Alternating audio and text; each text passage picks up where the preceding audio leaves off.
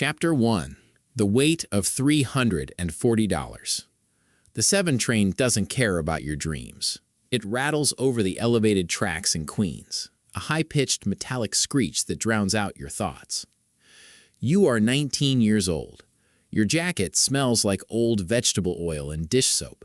For the past 8 hours, you've been washing dishes at Lola's, a Filipino restaurant.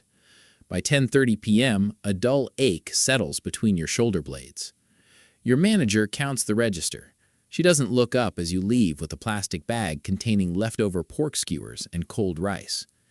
You step out into the sharp November air and walk home to your family's 2-bedroom apartment in Woodside.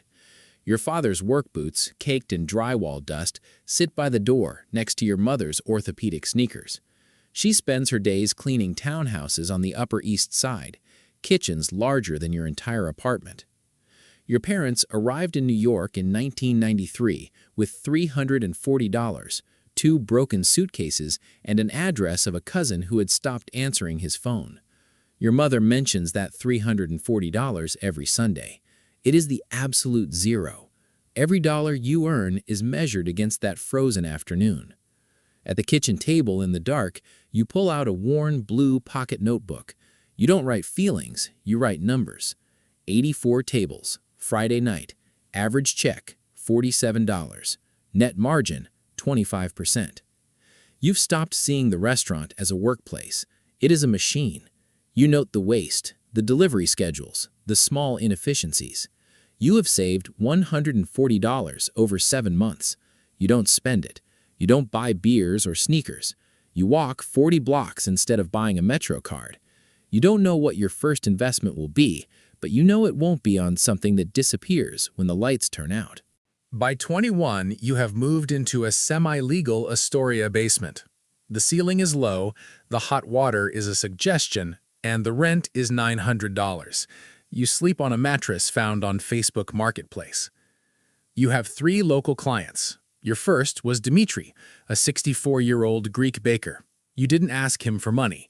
You sat in his bakery for 2 weeks and built him a fast, simple website with clean photos of his baklava. "I don't pay for this," Dimitri had said. "It's already built. If your online orders don't go up by 10% in 30 days, you owe me nothing. If they do, pay me $300. Orders went up by 24%. Dimitri paid, gave you cookies, and introduced him to his brother-in-law. Now you manage local search and simple ads for 3 businesses, earning $6,800 a month.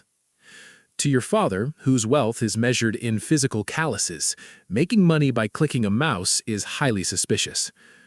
"You'll pay a tax on this?" he asks. "Yes, Dad, every quarter."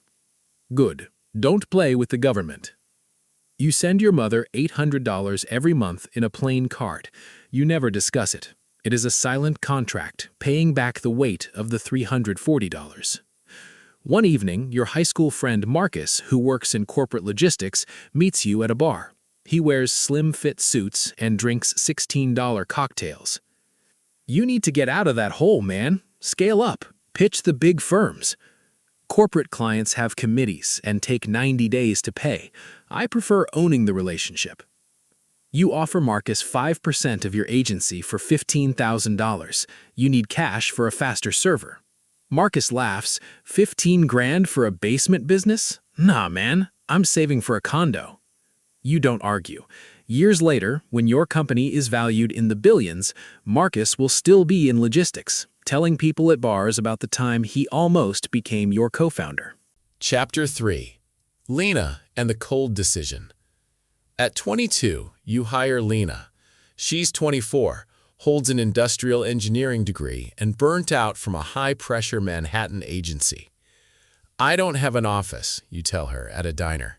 "I can pay you $52,000, no health insurance yet, but I'll give you 5% of the net profit and equity." "Why should I work for a basement business?" she asks. "Because here, there are no slide decks or corporate VPs, just the work. If we fail, it's our fault." She starts immediately. Lena is highly organized, building tracking sheets and client systems that eliminate chaos. Within months, your client base grows to 11 and monthly recurring revenue climbs to $24,200. That winter, a major regional construction firm offers you a retainer of $8,000 a month. But there is a catch. The director, Henderson, wants you to run reputation management to bury complaints about structural mold in their buildings using fake backlinked sites. That violates search guidelines, you say. Your main domain could get penalized. We just needed clean for 6 months to sell the remaining units, Henderson says. You're a kid from Queens in a basement. You don't have the luxury of turning down $100,000. Actually, you say, closing your laptop, I can. Outside, Lena looks at you. You're an idiot, she says, but thank you. If you had taken that contract, I would have quit. 3 years later, Google rolled out search updates that wiped out agencies relying on those exact manipulation tactics. Because your portfolio was clean, your ranking soared. That single no built the foundation for your eventual automated platform. Chapter 4. The Platform. At 24, you realize the agency model is a trap. You're making $42,000 a month, but you are still trading hours for dollars. Every new client requires 15 hours of manual setup, Lena says. It's the same boring process. What if we wrote a script to automate it, you ask? For 8 months, you don't take new clients.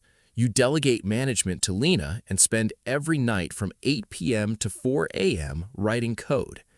You build Schema Flow, a command line tool that completes a 3-day setup in 45 seconds. You decide to sell the software directly to other agencies. You're crazy, your father says. You have steady clients. Why risk it on an invisible program? Because an agency can help 50 people. Software can help 50,000. You launch Schema Flow on a private forum. By the end of the month, you have 412 active users paying $149 a month. Combined with the remaining agency revenue, your monthly income crosses $100,000. You walk into your bank in Long Island City. The teller blinks at your account balance, looking at your faded jeans and gray hoodie. You sit on a bench at Gantry Plaza State Park, overlooking the Manhattan skyline. You open your app. Current balance, $1,024,814.12. $1 million. You expected a rush of adrenaline. Instead, you just feel cold. You think of your mother's hands, the $340, and the sink at Lola's. You walk to the grocery store, buy bread and a pint of peaches, and eat a single peach over your kitchen sink. You are a millionaire at 24, and the machine has started. Chapter 5. The Ceiling and the Boardroom. By 28, Schema Flow is a pure platform. You shut down the agency entirely, saving Lena hundreds of hours of phone calls. Your team grows to 14 people. A venture capital firm offers to invest $4 million at a $24 million valuation. You walk by the East River, weighing the decision. The cash means rapid acceleration, but it also means a ceiling, board meetings, answering to partners, and losing autonomy. You call them the next morning. We're passing. If I take your cash, I'm working for you, and I'm not good at having a boss. At 32, Schema Flow is doing $21 million in annual recurring revenue. You raise a $40 million Series B funding round to acquire a European competitor. The business is valued at $210 million. Your board now includes Kenji, a corporate investor who insists on expensive branding and billboards. You listen politely, but stay focused on developer documentation and product quality. You have learned how to let experienced people speak without letting them shake your vision. You visit your parents in Woodside. You show your mother your liquid bank balance, $12,402,182.80. She looks at your face. Is this real? Not like a game on the phone. It's real, Ma. She touches your cheek. You look tired. You have lines under your eyes. I made you adobo. Take it in the plastic container. The $12 million is in the bank, but the sky is still gray. Wealth doesn't alter your reality. It just amplifies the silence when you're alone. Chapter 6. The Real Billion. By 37, the company employs over 600 people. Your equity is worth over $340 million. Every 2 weeks, you approve a payroll that supports hundreds of families. Your cousin Daniel asks for a $250,000 loan to open a luxury car wash. You look at his poorly prepared business plan. Daniel, this isn't a business plan, it's a list of things you want to buy, you say. If I give you this money, you'll lose it, and we will end up hating each other. He hangs up, and your relatives call you cold, but your mother supports you. Daniel wants to be rich without the work. You did the right thing. You buy your parents a craftsman house in Bayside for cash. Your father digs up the lawn to plant tomatoes, his hands covered in soil. The dirt here is good, he says. Make sure you keep some money. The rain always comes. At 47, the company goes public, valued at $4.1 billion. Your liquid net worth is $1.84 billion. You are in a grocery store when a reporter from Forbes calls to verify your net worth for their billionaire list. It's accurate, you say. You put back a basket of peaches and sit in your 9-year-old car. Nobody in your family has ever been on that list. You drive home. Your wife Priya, a pediatric oncologist, is on the phone arguing with an insurance company for a child's chemotherapy. Your 13-year-old daughter, Anna, sits at the kitchen island with her algebra textbook. "Hey, Dad," she says, "I don't get negative exponents. How does the number get smaller without becoming negative?" You sit next to her, take the pencil, and write x to the negative n equals 1 over x to the n. A positive exponent is how many times you multiply.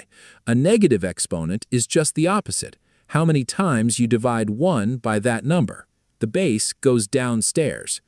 "Oh," she says, "it just becomes a fraction. That's actually easy." You stand up and grab a glass of water. At 47, you realize the secret. The billion is not the victory. The list is not the proof. The real achievement is the ability to sit at the kitchen table and explain algebra to your daughter, with your mind entirely present. The victory is the silence. Somewhere in Queens tonight, a 19-year-old kid is washing dishes, his back aching, a blue notebook in his pocket. He is observing, counting, and calculating. The machine has already started for him, and he has no idea how quiet the end of the road is going to be.